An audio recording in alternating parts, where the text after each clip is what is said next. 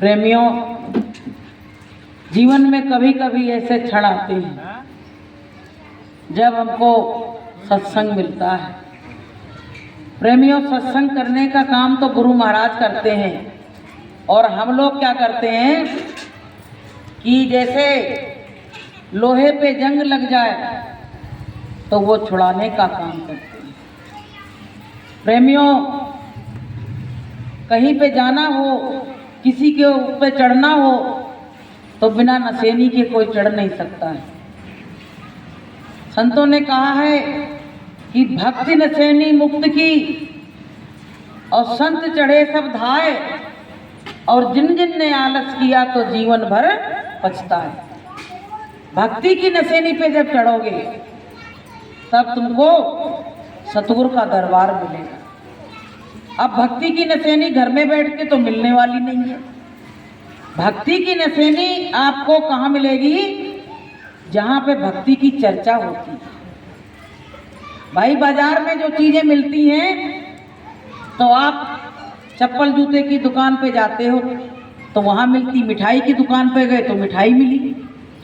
ऐसे जो परमात्मा से मिलना चाहता है वो भक्ति के मार्ग में, जहाँ संतों का दरबार लगा हुआ है, जहाँ संतों की चर्चा हो रही है, वहाँ पे आप जाओगे तो आपको भक्ति की नसेनी मिलेगी।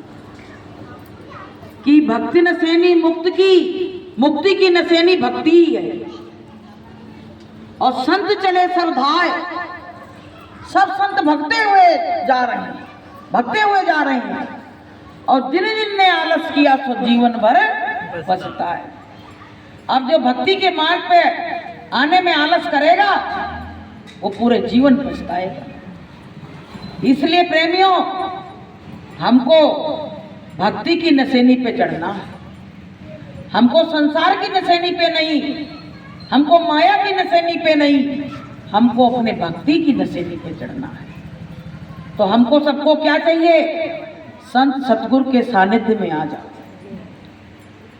संतों की शरण में जो आ जाता है उसको भक्ति की नसेनी दिखने लगती है, और जो आता नहीं है उसको भक्ति की नसेनी मिलने वाली नहीं है। तो प्रेमियों, हर जीव चाहता है कि मैं भवसागर से पार हो जाऊं। हर किसी के मन में यही रहती है कि मेरा जीवन अच्छा कटे और मैं भवसागर से पार हो जाऊं। लेकिन पार होने के लिए तुमको ऐसे नाविक की जरूरत है, ऐसे मल्लाह की जरूरत है जो तुमको भवसागर से पार करना जानता होगा, तभी तो पार करेगा।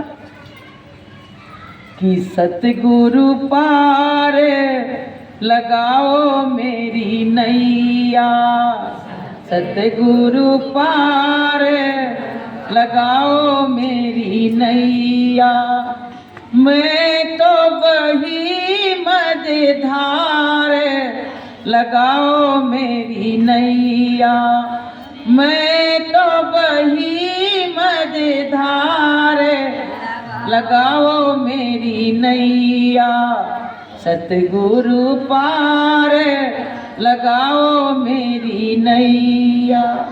जित जाऊं तित काल सतावे, जित जाऊं तित काल सतावे, मोरे काम ना बीमार लगाओ मेरी नैया, मोरे काम ना बीमार लगाओ मेरी नैया, सतगुरु पार लगाओ मेरी नैया।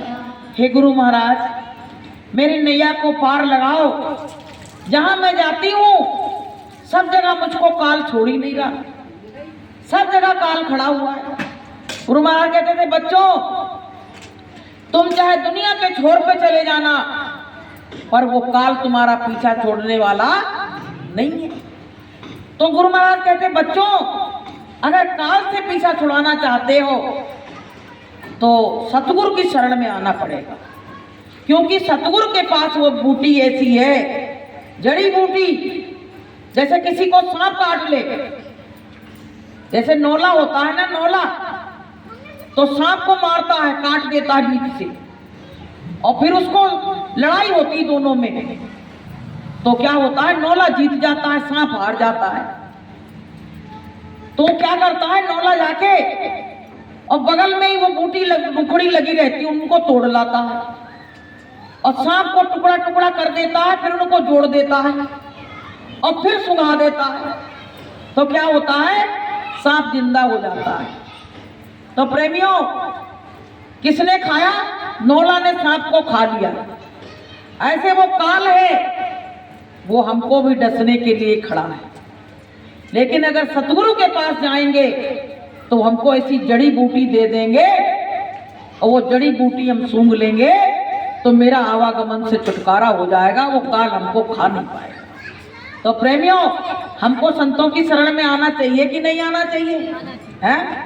बहुत लोग कहते संत का उद्धार कर देंगे, तो उद्धार करेगा कौन? कोई इंसान, कोई रिश्तेदार, कौन उद्धार करेगा? भाई संत अगर उद्धार नहीं कर सकते हैं तो कोई रिश्तेदार करेगा क्या? रिश्तेदार तो ऐसे बैठे हैं जो तुमको ले जाके उसमें नहीं डूब रहे होगे तो डुबा देंगे, तो डुबा देंगे, ऐसे हैं। तो प्रेमियों, परमात्मा से बढ़ के संसार में कोई नहीं है। जिसने परमात्मा का आसरा पकड़ा उसने समझ लेना संसार में जीत हासिल कर ली, और जिसने परमात्मा को छोड़ दिया वो तो भैया हार गए, मैदान में हार के और चले गए। तो प्रेमियों, ये जीवन बड़ी मुश्किल से मिला है। इस मनुष्य जीवन की कीमत समझिए। परमात्मा ने इसको कितना अच्छा बनाया, इसके अंदर क्या क्या नहीं दिया। इसके अंदर देखिए कैसी आवाज दी, जो माइक, आप सोच रहे होंगे ये माइक बोल रहा है, अगर हम ना बोले तो माइक बोलने थोड़ी लगेगा।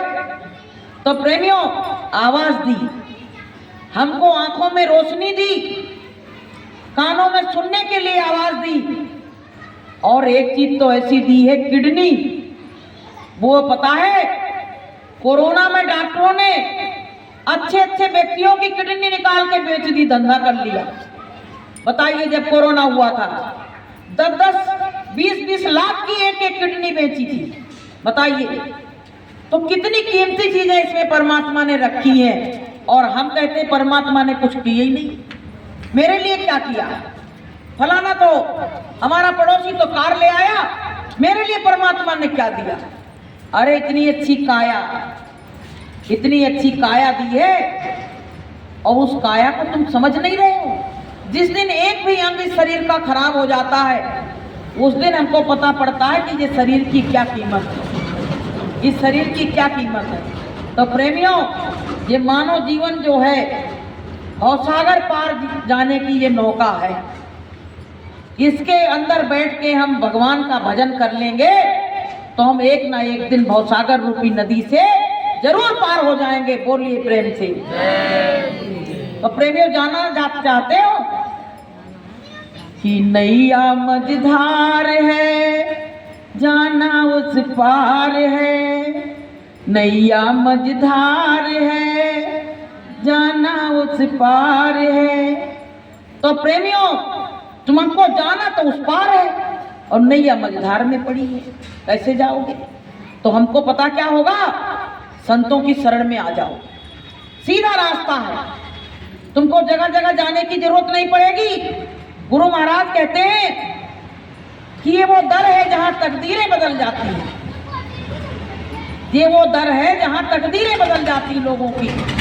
और ना बदलती हो तो बताओ, इतने लोग बैठे हो, सबने परीक्षा ली होगी गुरु महाराज की, कौन कौन ने नहीं ली है? ऐसे ही बैठ गए थे सीधे, कोई नहीं है, सब परीक्षा लिए बैठे हैं। गुरु महाराज ने इतना इतना बड़ा बड़ा काम बनाया है कि इंसान क्या कर सकता है, इंसान की औकात ही नहीं।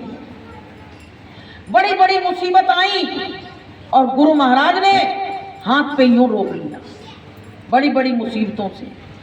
तो प्रेमियों, ऐसे समर्थ सतगुरु जिनको मिल गए, कहा गया है कि जिनको सतगुरु मिल गए उनके ऊंचे भाग, और गुरु ज्ञान से धोइए और जन्म जन्म के दान।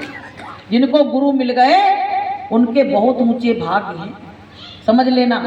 संसार का सुख एक पल्ले में रख दीजिए और सत्संग का पल्ला हमेशा भारी ही रहेगा।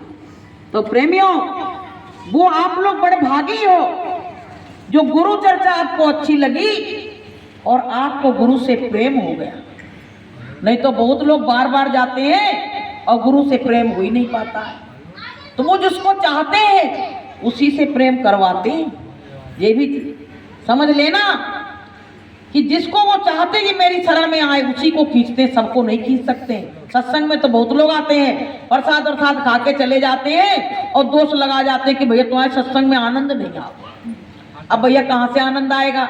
हमारे सत्संग में मंजीरा नहीं है, घंटी नहीं है, और वो बजाते हैं वो सब कुछ है नहीं, हारमोनियम नहीं, तबला नहीं, तो कहाँ से मजा आएगा? लेकिन एक एक वचन तुम्हारे जीवन का कल्याण कर देगा। एक एक वचन अगर गुरु की बात मान ली तो पता है भवसागर रूपी नदी से मुक्ति मिल जाए, पार हो जाए, तो और क्या चाहिए? ये बताओ पहले। सारा संसार काल के जाल में सिकंजे में फंसा हुआ है। बताइए, लोग जेल में जाते हैं तो कहते हैं रिहाई हो गई, हम बेल पे चले आए, छुट्टी मिल गई है थोड़े दिन के लिए, फिर चले जाएंगे। लेकिन ये वाले काल के जाल से तो कभी किसी को फुर्सत मिली ही नहीं। बार बार जन्मते हैं और बार बार मरते हैं, बार बार हम अपना मकान बनाते हैं और बार बार हमको मकान को छोड़ के जाना पड़ता है। बताइए ये क्या है? गुरु महाराज कह रहे बच्चों, तुम करोड़ों जन्म बीत गए इसी तरह से भटकते भटकते, और अब तुमको उस पार भवसागर से पार जाने की नौका मिल चुकी है। अब तुम थोड़ी मेहनत और मशक्कत कर लो तो तुम्हें तुमको पार लगा दूंगा। बताइए, पहले गुरु महाराज ने कहा तुमको मैं भवसागर रूपी नदी से पार कर दूंगा। आज हम एक सत्संग सुन रहे गुरु महाराज का, तो गुरु महाराज बड़े तड़ाके से बोल रहे हैं। उसमें किसी ने पोस्ट डाली थी, गुरु महाराज क्या कह रहे हैं पता है? कि बच्चों सुनो मेरी बात, कि आप मुसीबत में फंस जाओ, संकट में फंस जाओ और मौत का वक्त आए तो तुम जय गुरुदेव बोलोगे तो मैं मिलूंगा, वरना मैं मिलने वाला नहीं हूं। बताइए, पहले स्पष्ट कह दिया। अब देखो, जय गुरुदेव बोलेंगे तो गुरु महाराज मिलेंगे, इसका मतलब गुरु महाराज ही जय गुरुदेव हैं। इसका मतलब यही तो हुआ। भाई हम बोलेंगे तो तुम कैसे मिल जाओगे ये बताओ? और कहते हो हम जय गुरुदेव है नहीं। तो प्रेमियों, वो ही गुरु महाराज ही जय गुरुदेव हैं। नाम जगाया है, स्वयं परमात्मा का रूप बन गए। तो प्रेमियों, गुरु महाराज को परमात्मा समझना, कभी इंसान मत समझना। कि गुरु को मानुष जानते और ते नर कहिए अंधे, और होए दुखी संसार में और आगे जम के फंद। जिन जिन ने भगवान नहीं माना, इंसान माना, वो जमदूतों के फंद में फंस जाएंगे। क्योंकि इंसान तो तुमको काल से छुड़ा नहीं सकता है। इंसान कोई छुड़ा सकता काल से? तो परमात्मा छुड़ा सकता, उनको तुम इंसान मान रहे हो तो कैसे छूटोगे? समझने की बात है बहनों, समझने की बात है। भाई इंसान हमको इंसान से कहे कि वो काल आ रहा हमको नहीं बचा लेना, तो वो बचा सकता है? नहीं बचा पाएगा। परमात्मा ही बचा सकता है। अब उस परमात्मा को हम इंसान समझ रहे हैं। अरे हाड़ मांस के बने हैं, 2 हाथ हैं 2 पैर हैं, भगवान कैसे हो सकते हैं?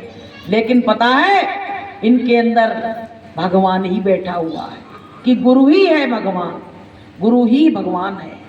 भगवान ये कोई अलग से नहीं आएंगे, हमारे लिए हमारा गुरु ही भगवान है। तो प्रेमियों, गुरु महाराज पे पूरा भरोसा करो।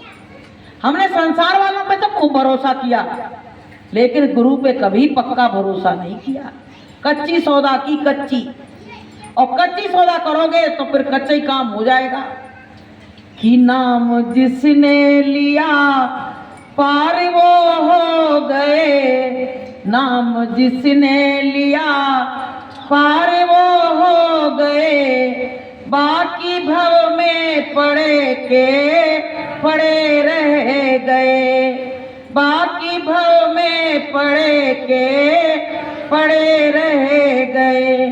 लेके डोली पिया द्वार पर आ गए, लेके डोली पिया द्वार पर आ गए, मेरे अरमां सजे के सजे रह गए। तो प्रेमियों, जो उसका नाम लेगा परम पिता परमात्मा का वही पार होगा, वरना कोई और पार होने वाला नहीं है। तो प्रेमियों, ये हमारा सौभाग्य है कि हमको ऐसे सतगुरु मिल गए। हम इनसे मिलने के योग्य नहीं थे, हम बहुत गंदे थे, मेले कुचेले होते हैं वो थे, लेकिन परमात्मा की ऐसी दया हुई कि वो खुद आके मुझको मिल गए।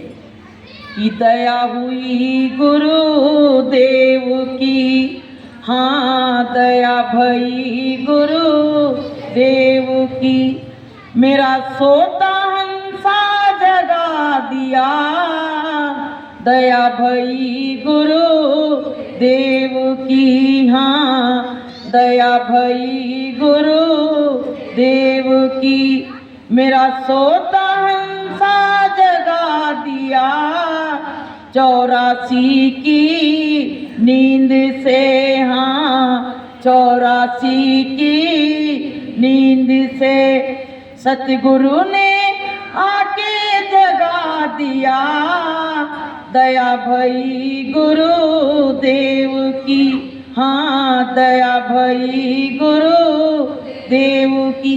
गुरु महाराज की दया हुई तो हम सो रहे थे, तो हमारे अंदर जो जीवात्मा सोई हुई पड़ी थी और गुरु महाराज ने आके झंझोर के जगा दिया। तो प्रेमियों, ये सच्चा रास्ता मिल गया। सीधे लोग क्या है, टुकड़ों टुकड़ों में जाते हैं, लेकिन जब हाईवे बन जाता है तो लोग कहते हैं हम गली मोहल्लों से नहीं जाएंगे, हम तो सीधे हाईवे पे जाएंगे। देखो, जब तक गुरु नहीं मिलता है तब तक लोग बाग ये पूजा वो पाठ, ये बहुत लोग तो ये पेड़ काहे का लगा है, सहजना का, जय की पूजा करने लगेंगे, दिया जलाने लगेंगे जय के नीचे। और बताओ, यहाँ पे भूत रह रहा होगा अगर, तो भूत कहेगा बढ़िया राज है, हमें बढ़िया पानी मिल रहा पीने को और उजाला मिल रहा है। अब बताओ, सोचते इसको पूजने से ही भगवान मिल जाएगा। पता है भगवान कैसे मिलेगा? कि मिलते नहीं है भगवान गुरु के बिना, मिलते नहीं है भगवान गुरु के बिना। गालों का आवाज नहीं है का मुंह में, मिलते नहीं है भगवान गुरु के बिना। गंगा नहा लो चाहे जमुना नहा लो,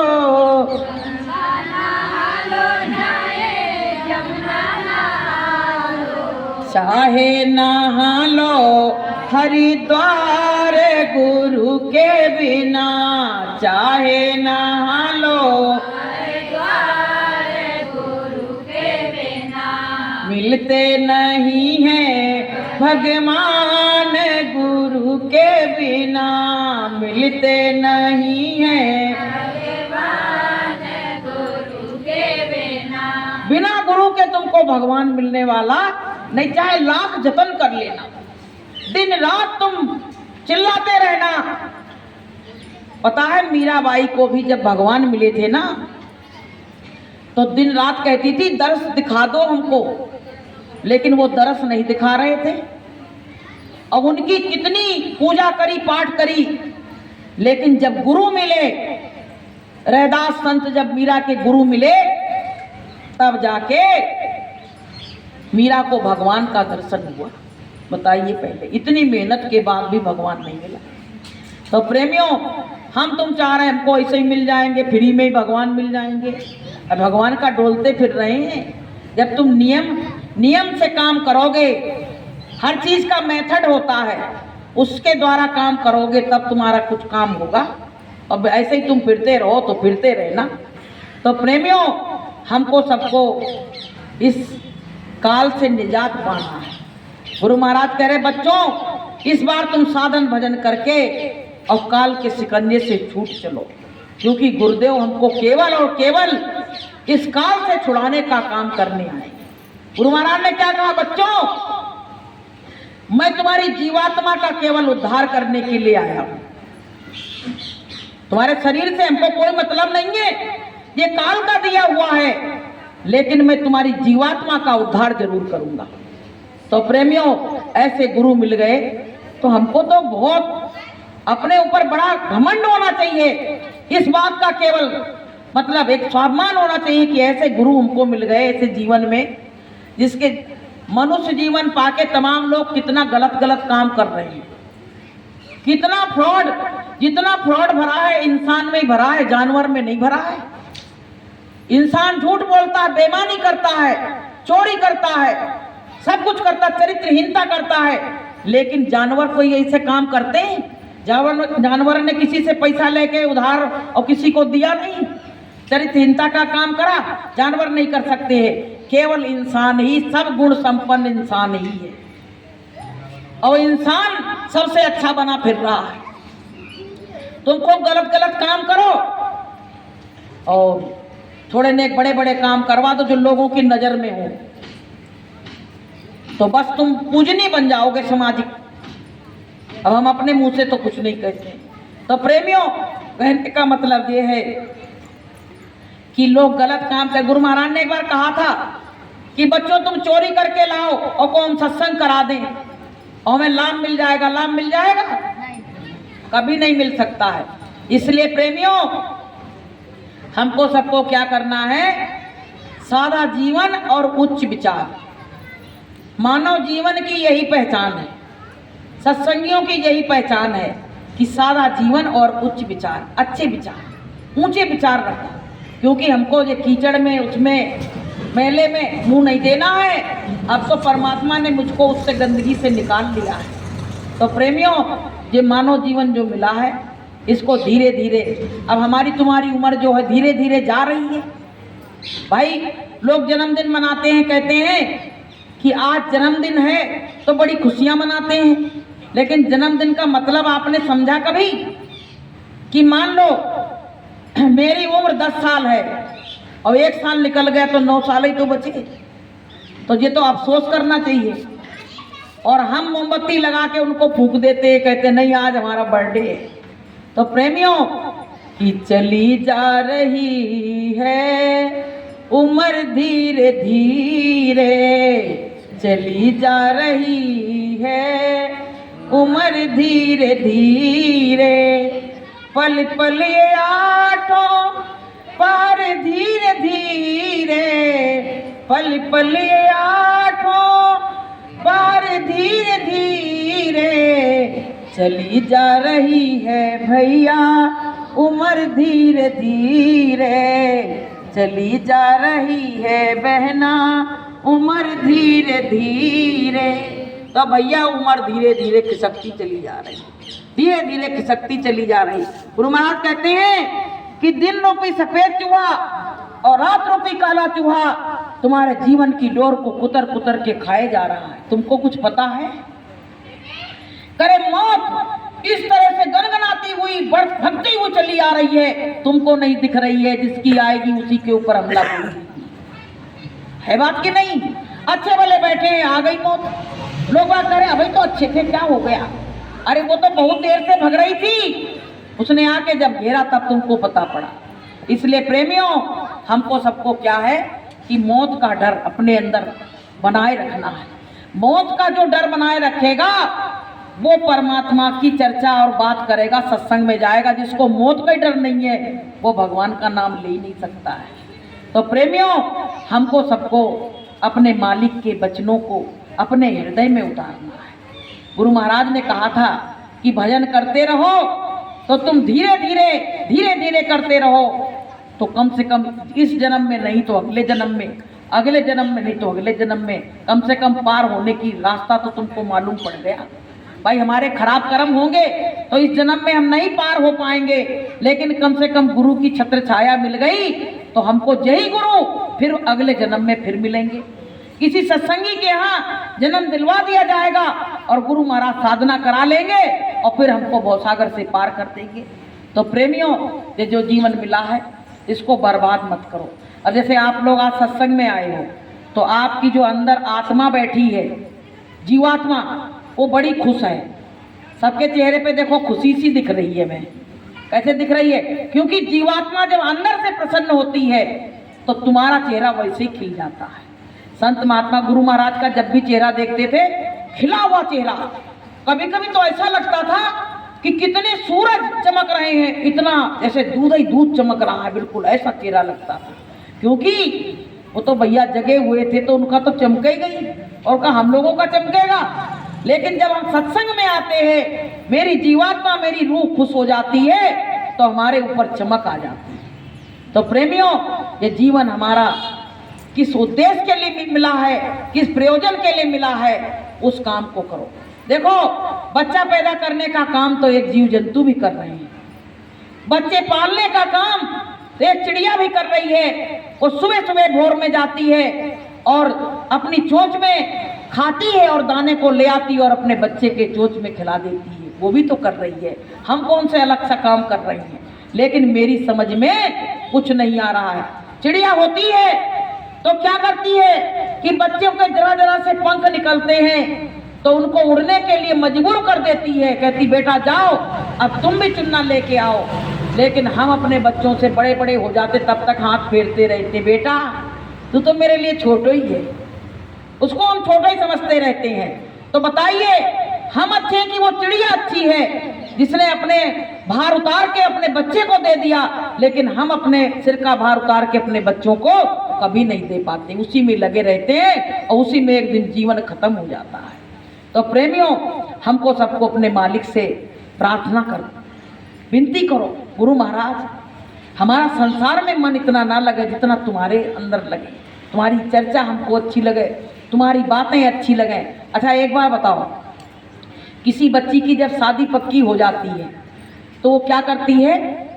उसके घर में शादी की चर्चा शुरू हो जाती है तो वो छिप छिप के सुनती है और बड़ी खुश होती है अंदर ही अंदर, कहती मेरे पति के बारे में चर्चा हो रही है, मेरी ससुराल के बारे में चर्चा हो रही है, बड़ी खुश होती है। उसको दूसरे किसी की चर्चा अच्छी नहीं लगती है, केवल बस उसकी ससुराल की बात करो।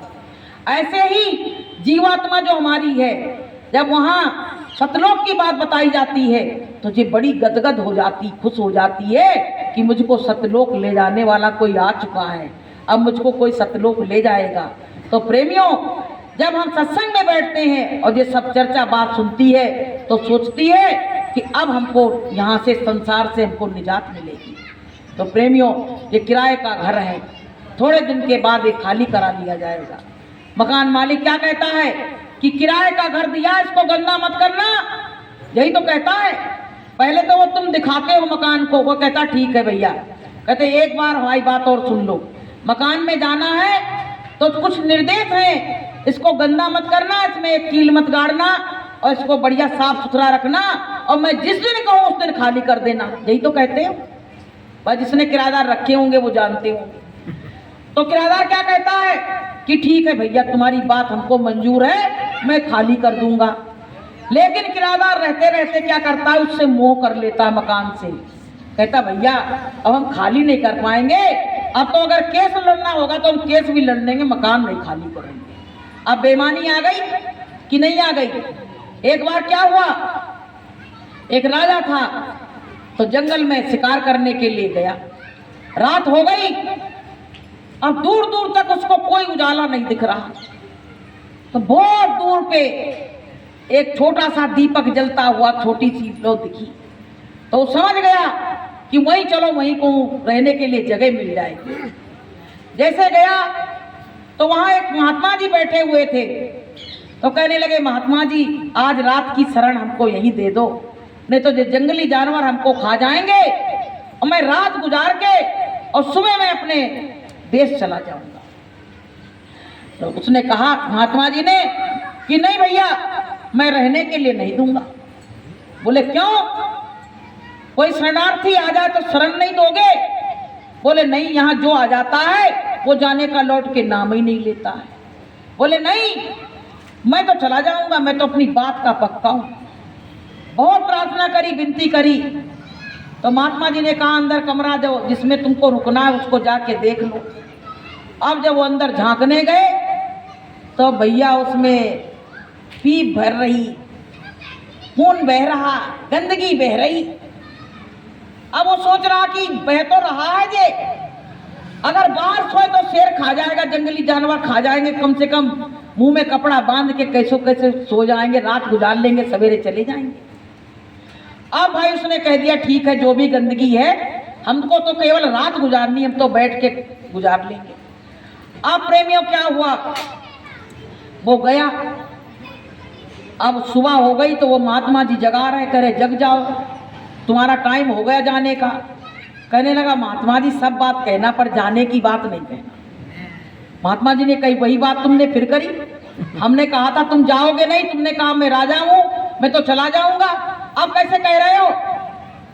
तो बोले बस जाने की बात नहीं करो, हम ये सब गंदगी वंदगी सब बर्दाश्त कर लेंगे, पर हमसे जाने की बात मत कहना। इसका अर्थ समझ रहे हो प्रेमियों? हम लोग भी इस संसार में जब आए, जब माँ के गर्भ में आए, तो कहाँ, जब जहाँ हमारा मुंह था ना, वहाँ पे लैट्रिन बाथरूम की जगह थी, वहाँ दिन और रात बह रही थी। तो पता है जब आ रहे थे तब तो रोए थे, लेकिन अब जब जाने की बात हो रही तब रो रहे, कह रहे हम भैया यहाँ से जाने वाले नहीं है, सब बात कहना पर संसार छोड़ने की बात मत कहना। यही तो कर रहे हैं, यही बात तो हो रही है। और सबने ईश्वर से कहा था कि हम तो भैया जा रहे हैं और चले आएंगे, लेकिन अब वहां जाने के लिए कोई तैयार नहीं हुआ है।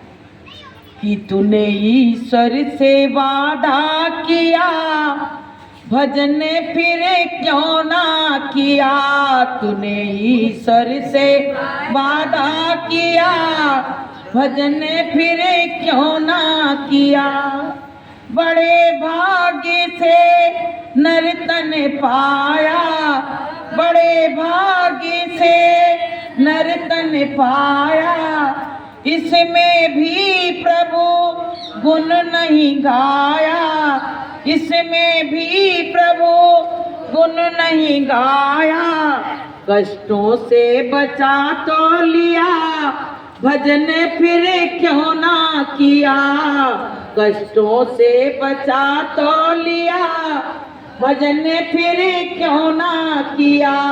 तूने ईश्वर से वादा किया, भजन फिर क्यों ना किया।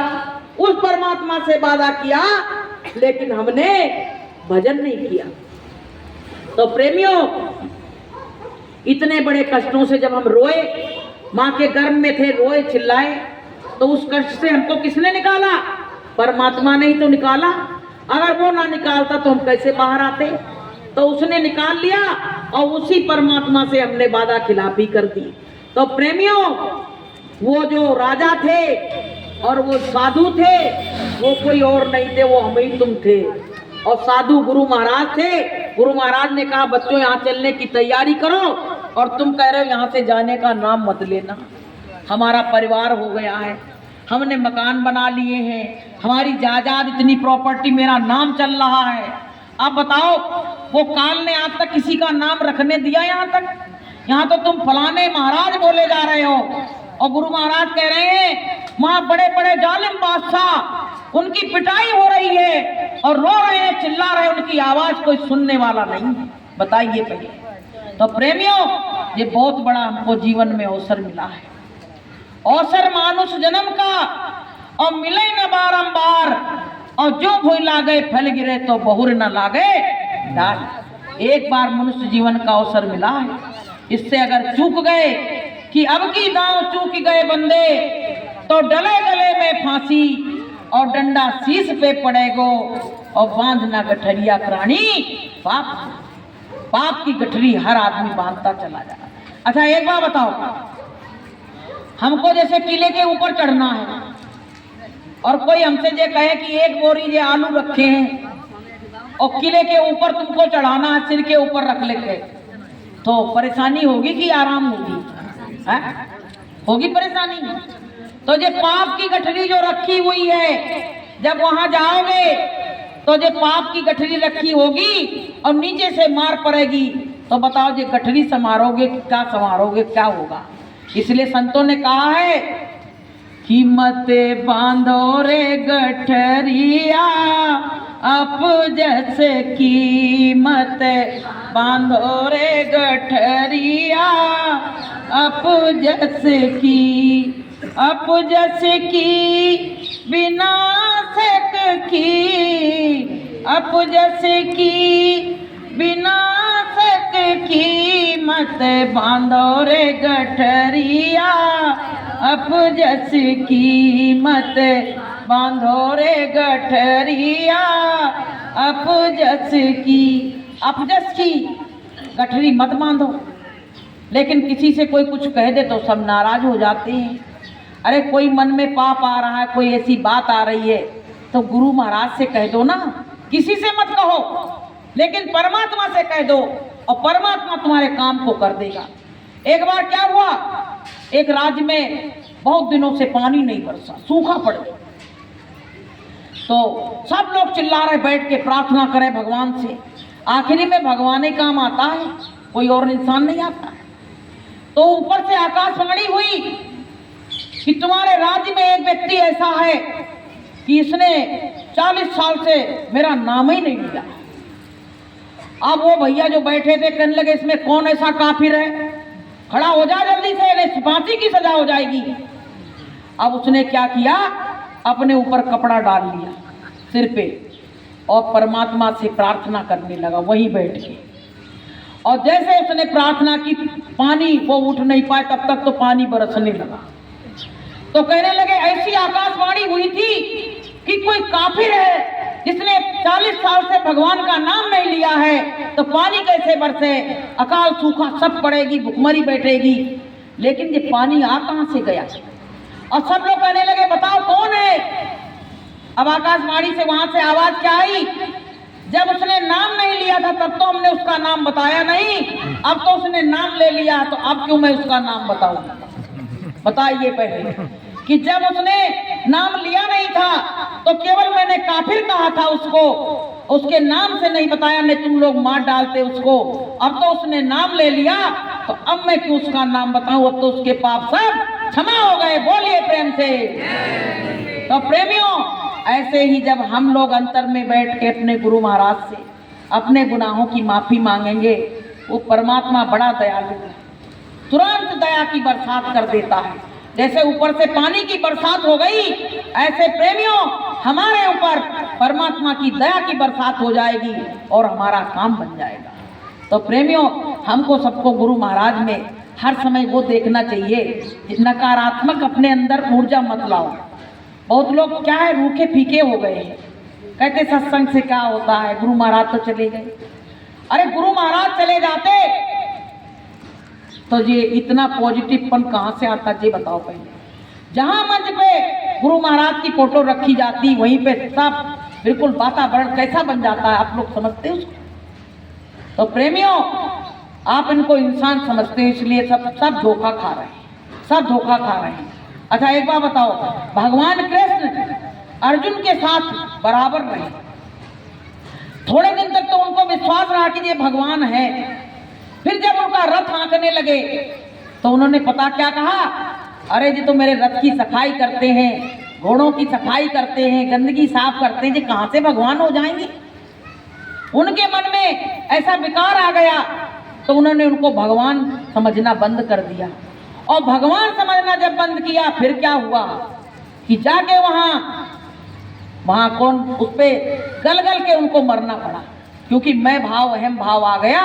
और उन्होंने क्या कह दिया कि मैंने मारा, मेरे इतने मारे, मैंने इतने मारे, और भीम तो भी फूले नहीं समा रहे।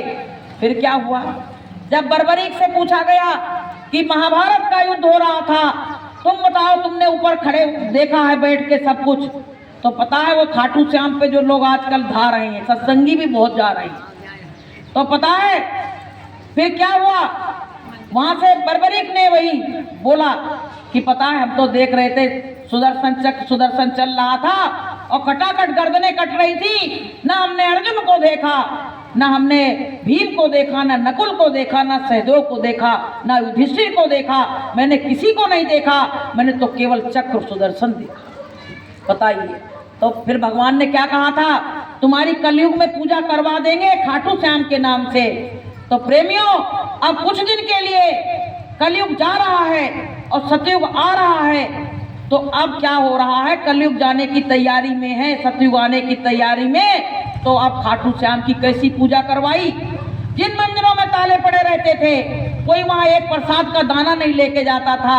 सारे मंदिर खुल चुके हैं और वहां दुकानें लगने लगी, लोगों को बड़ा फायदा हो रहा है और लोग धा रहे हैं। तो प्रेमियों कौन थे? वो बर्बरीक थे। तो प्रेमी भाई बहनों, उन्होंने अगर भगवान को भगवान समझा होता तो काम बन जाता।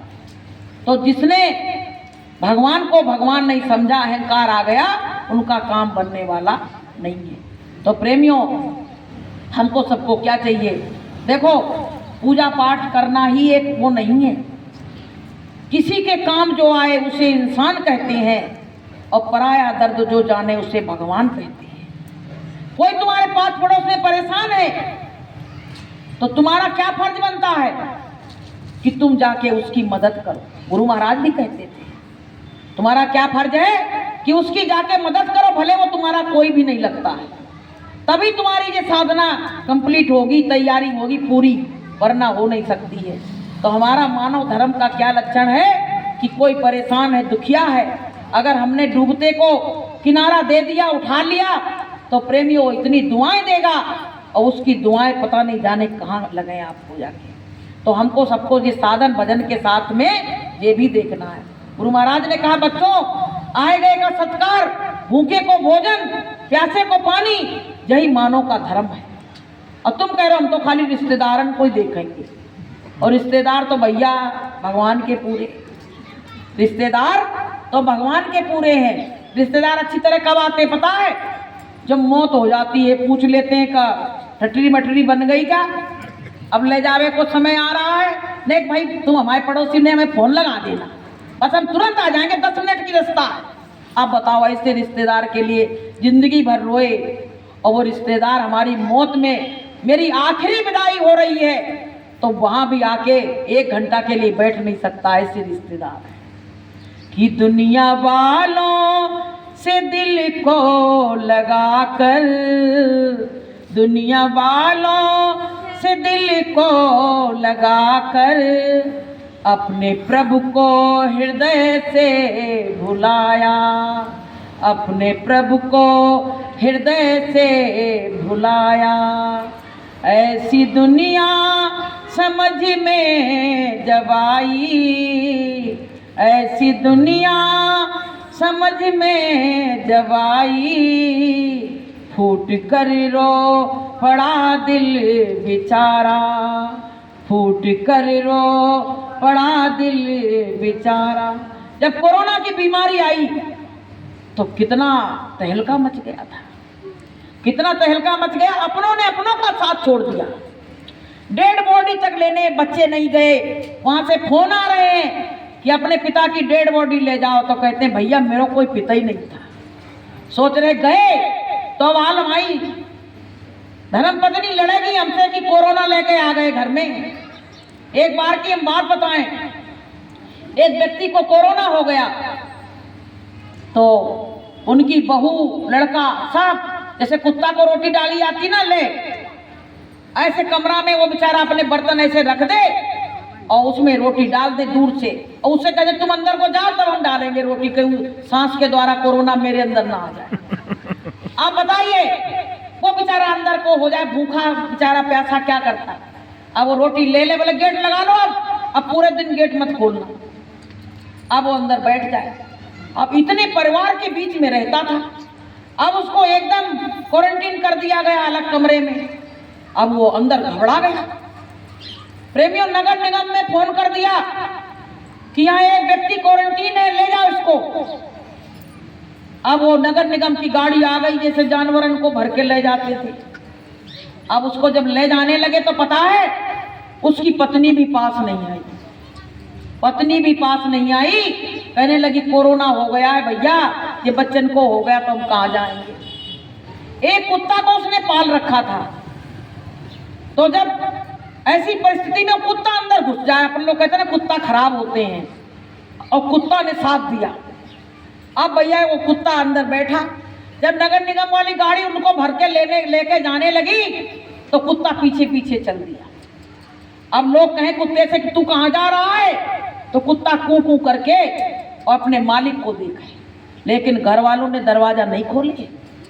देखो प्रेमियों, जो दुनिया के नाते जिनके लिए दिन और रात हम मर रहे हैं, पत्नी घुस गई अंदर, लड़का बहू अंदर घुस गए, नाती सब अंदर चले गए, काहे के बाबा काहे के दादी सब चले गए, खत्म हो गया खेल, कुत्ता चला गया। अब प्रेमियों देखिए, उसका भी समय बदला।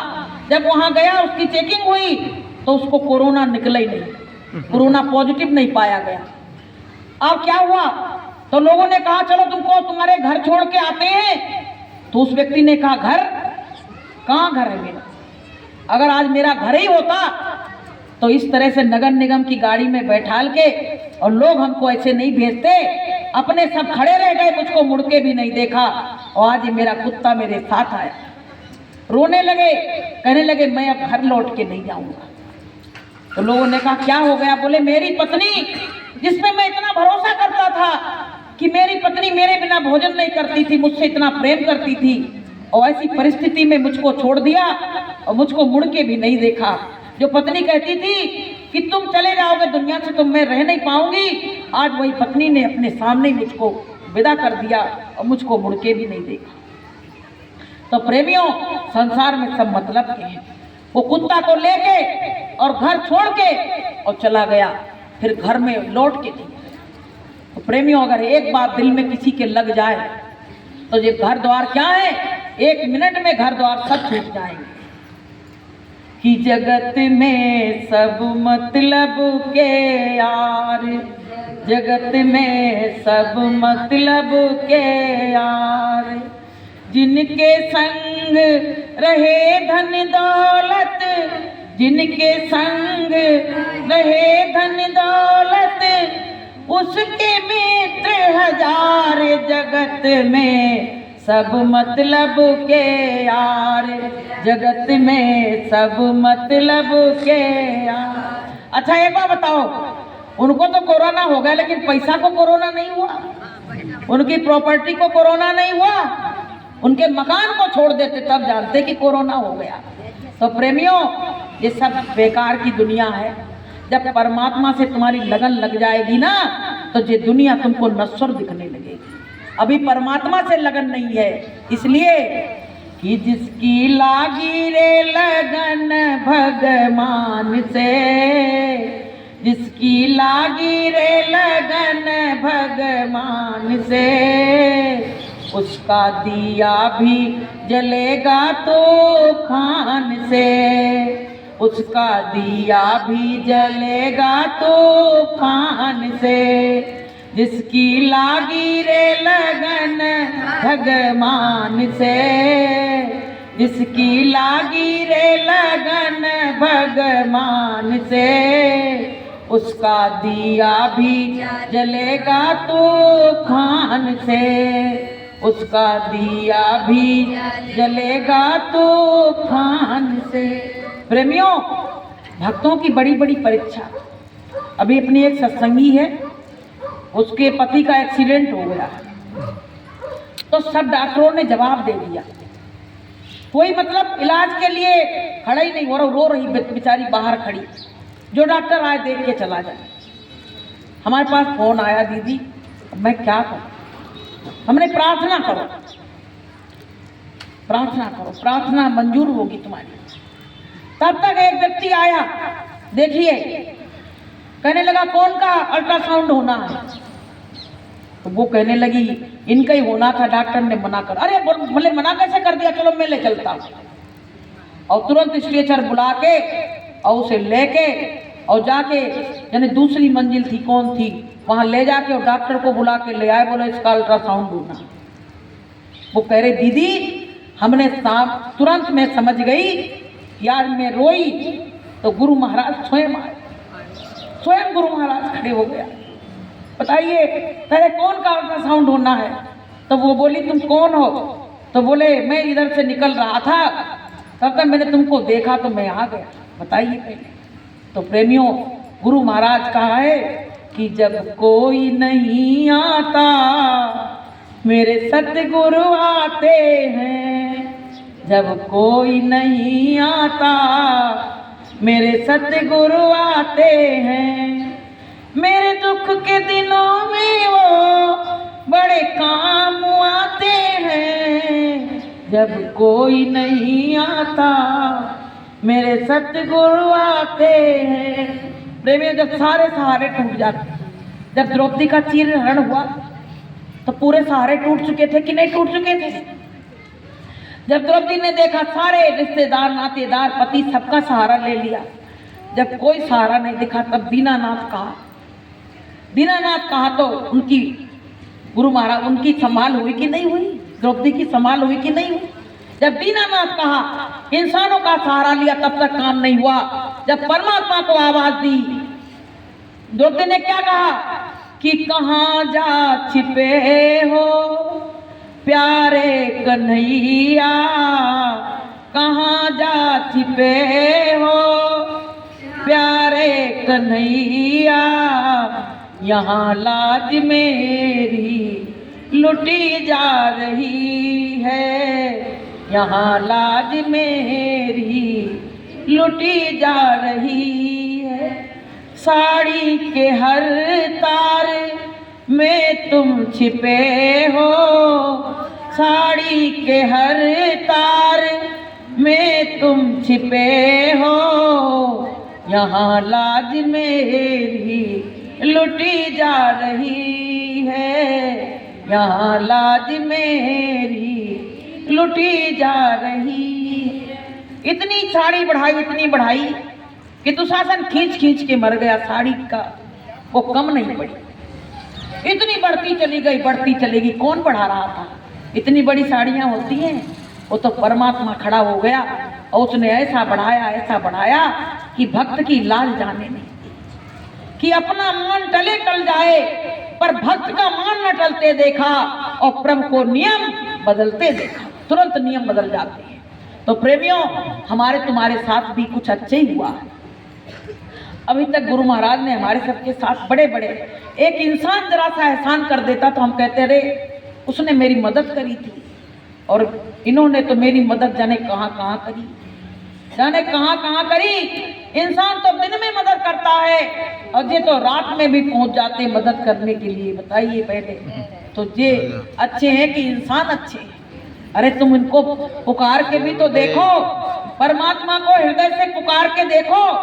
लेकिन जब तुम्हारे हृदय में सच्चाई होगी तो परमात्मा तुम्हारे यहाँ आने में देरी नहीं लगाएगा। तो प्रेमियों, गुरु महाराज हमारे बीच में ऐसी नाव लेके आए हुए हैं और हमको भवसागर रूपी नदी से पार उतारना चाहते हैं कि गुरु नाम की नैया लेकर सतगुरु आए द्वार, गुरु नाम की नैया लेकर सतगुरु आए द्वार। बैठो मेरी नैया में कर दूंगा भव से पार, बैठो मेरी नैया में कर दूंगा भव से पार। प्रेमियों, जब सुदामा जा रहे थे कृष्ण भगवान से मिलने तो नदी पड़ी थी, तो भगवान कृष्ण आके और कहने लगे कोई पार जाना चाह रहा है क्या? चिल्ला रहे कस कस के। तो सुदामा जी बोले चाह तो रहे पर जेब में तो कुछ नहीं है, जाए कैसे? बैठारोगे तब जब जेब में कुछ होगा। तो कहने लगे जिनके पास कुछ होता है उनको हम नहीं बैठाते हैं, जिनके पास कुछ नहीं होता उनको ही हम अपनी नाव में बैठाते हैं। जिनके पास कुछ होता है मतलब जिन पे अहंकार होता है, बहुत पद प्रतिष्ठा होती है, मैं उनको नहीं बैठाता हूँ। लेकिन जो सब चीज से बिल्कुल विरक्त होते हैं मैं उनको अपनी नाव में बैठाता हूँ। बोलिए प्रेम से। तो प्रेमियों, जो जिनके अंदर मान अभिमान गुमान भरा है उनको परमात्मा अपने नाम रूपी जहाज पे कभी नहीं बैठा लेगा। और जिनने अपने इसको त्याग दिया है, उसको उतार दिया है, गुरु के चरणों में रख दिया है, उसके लिए नाम रूपी जहाज है और उसी में बैठाल के गुरु महाराज भी आए। तो प्रेमी भाई बहनों, तब उनको बैठाला नाव में और ले जाके और उतार दिया और जाके खुद वहाँ बैठ गए जाके। और वहाँ दरवाजे पे खड़े खड़े जे कह रहे कि हमको कृष्ण भगवान से मिलना है, कृष्ण से मिलना है, कृष्णा से मिलना है। तो वहां के जो लोग थे वो कहने लगे कितना पागल आदमी आया है, भगवान से ऐसे लोग मिलते हैं, बिल्कुल ऐसा लग रहा है इस पे कुछ भी नहीं, शरीर पे एक वस्त्र भी नहीं है। बोले तुम बस मेरी आवाज वहां तक लगा दो, जाके उनसे कह दो जाके। तो प्रेमियों जैसे यहाँ के लोग वहां जाके अंदर बताया कि एक व्यक्ति आया है और दुबला पतला सा है, उसके वस्त्र भी नहीं है और वो गरीब है, वो कह रहा मेरा नाम सुदामा है। जैसे भगवान ने सुना, भगवान ने कहा जल्दी उनको अंदर लाओ, जल्दी अंदर लाओ। वो अंदर बुलाया तो प्रेमियों भगवान ने अपने आंसुओं से चरण धुला डाले, भगवान ने अपने आंसुओं से उनके चरण धुला दिए और इतने कांटे, इतने वो पैर फट गए। जब धोने लगे तो उनके हाथों में लग रहे, प्रेमियों उनको शर्म आ रही, बार बार पैर ऐसे कर रहे, लेकिन भगवान ने चरण आंसुओं से धुला डाले। बताइए कौन की जीत हुई? भक्त की जीत हुई कि भगवान की, भक्त की जीत हो गई। तो प्रेमियों क्या कहा गया है कि भगत के बस में है भगवान, भगत के बस में है भगवान, भगत बिना तो कुछ भी नहीं है, भगत बिना तो कुछ भी नहीं है, भगत है उसकी शान, भगत के बस में है भगवान, भगत के बस में है भगवान। भक्त के बस में भगवान है, भगवान के बस में भक्त नहीं है। जब भक्त रोता है और उसकी आंखों से आंसू गिरते हैं कि इतने नसुआ गिरे तो उठ चले दयाल और नयन खोल देख बावरे ले रंजन डाल। भक्त के आंसुओं को भगवान बर्दाश्त नहीं। और तुम दुनिया के लिए रो रहे हो, घर के लिए रो रहे हो मान लो, तो भगवान उसमें कोई मदद नहीं करेगा। केवल और केवल मीरा भगवान के लिए रोई थी तो भगवान मिला था। ऐसे जब हम केवल और केवल गुरु के लिए रोएंगे तो गुरु महाराज हमको जरूर मिलेंगे। तो प्रेमियों घर में माता पिता हैं,